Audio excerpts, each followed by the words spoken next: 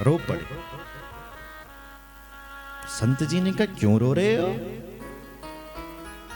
बोले मैं तो एक ही जन्म के लिए रो रहा था, आपने तो 7 जन्म का हिसाब किताब एक साथ सुना ली, इसलिए रो रहा हूं।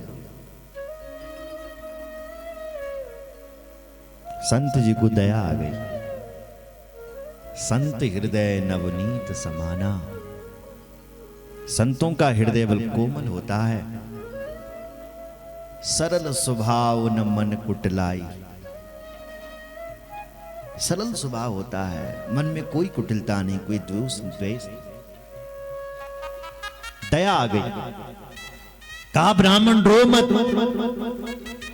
मैं तुम्हें ये फल दे रहा हूं, तुम ये फल ले जाओ और अपनी पत्नी को जाकर के खिला देना। अगर भगवान ने चाहा तो बेटा हो जाएगा। इदं भक्ष्या पत्न्या त्वं ततो पुत्रो भविष्यति। अगर तुम्हारी पत्नी ने ये फल खा लिया तो सुंदर बेटा हो जाए। ब्राह्मण ने प्रणाम किया और कहा हमारा नियम क्या रहेगा? बोले नियम यह है कि सत्य बोलना, सत्यम शौचम दयादान मीक भुक्तम तो भोजनम। सत्य बोलना है, दया दिखानी है और शौच विचार के साथ रहना है, ये नियम है। एक टाइम का भोजन करना है। देखना वर्षा अवधि 1 वर्ष के अंदर ही तुम्हारी पत्नी का पुत्र हो जाएगा। ब्राह्मण बड़े ही प्रसन्न हुए और प्रसन्न होकर के घर के लिए चल पड़े और घर के आंगन में पहुंचते ही चिल्ला पड़े, अरे देवी जी सुनती हो?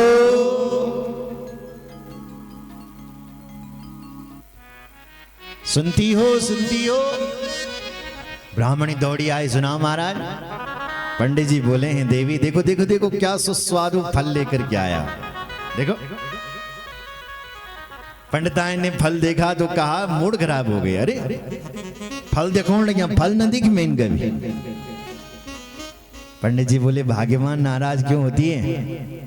ये ऐसा वैसा फल नहीं है, अगर तू ये फल खा ली ना तो तेरा सुंदर बेटा हो जाएगा। ओ ऐसा फल है ये? बोले हाँ, तब तो मैं जरूर खाऊंगी। आप अपना काम करो महाराज। पंडित जी चले गए पड़ोसन के गए किया और धुंधली फल लेकर के बैठ गए। सोचने लगी खाऊं कि ना खाऊं, क्या करूं। तब तक पड़ोसन आ गई, उसको सारी बातें बता दी।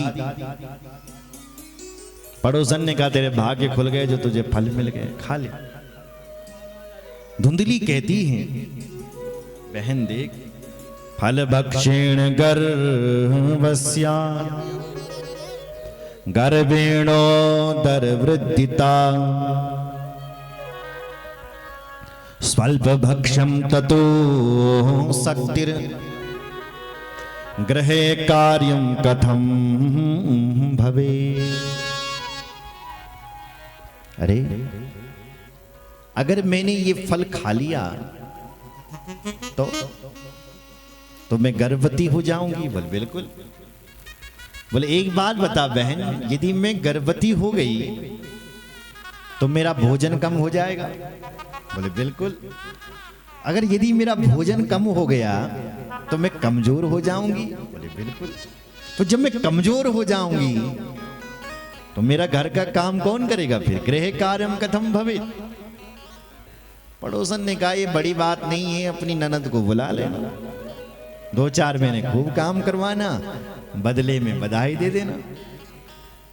धुंधली ने कहा ननद की बात कर रही है? मेरी ननद यदि मेरे घर पर 4 महीने छोड़ो 1 महीने आ गई तो घर साफ, मैं नहीं बुलाने वाली, उससे अच्छा मैं नौकर रख लूंगी। पड़ोसन ने कहा ठीक है, जैसा तुझे अच्छा लगे ऐसा कर ले। पर जल्दी से ये फल तो खा ले। बोले मैंने ये भी सुना है कि सुखदेव जी महाराज अपनी मां के पेट तक में 12 साल तक रहे थे, क्या ये बात सत्य है? बोले सुना तो हमने भी ऐसा। बोले कहीं मेरा बेटा 2-4 साल रह गया तो?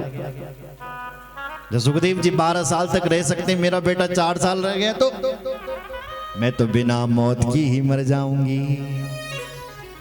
इसलिए बहन देख, सबसे पहले तो बेटे को पेट में रखने में बड़े कष्ट, और उसके बाद सकुशल जन्म हो जाए तो लालने पालने दुखम प्रसूता यांश वर्तते, फिर उस बच्चे को लालन पालन करने में भी बड़े कष्ट। इसलिए मैंने निर्णय लिया है कि मुझे ये फल खाना ही नहीं है, मुझे नहीं खाना। कहती वंद्यावा विधवा नारी सुखिनी चेति में मती। वो विधवा नारी अच्छी है, वो बांझ नारी अच्छी है जिसके पुत्र ही नहीं होते हैं, कोई झंझट नहीं। अब मेरे पुत्र होगा बड़ा कष्ट मिलेगा मुझे। एवं कुतर्क योगेन तत्फलम नैव भक्षितम। धुंधली बलिया ने न कुतर को सोचने लगी कि तत्फलम नैव भक्षितम, फल नहीं खा रही। मूड खराब करके पड़ोसन तो चले गए। दूसरे दिन इसकी दूसरी बहन आई महाराज, और दूसरी बहन यही चाहती थी कि धुंधली का कुछ ना हो ताकि धुंधली का सारा माल मुझे मिल जाए। इसलिए उसने और मूड खराब कर लिया। धुंधली, फल खाने से भी कोई बेटा बेटी होते हैं? सब बकवास है, झूठ है, और तुझे विश्वास है तो इस फल का प्रयोग तो अपनी गाय के ऊपर क्यों नहीं करती? गाय भी तो बांझ है,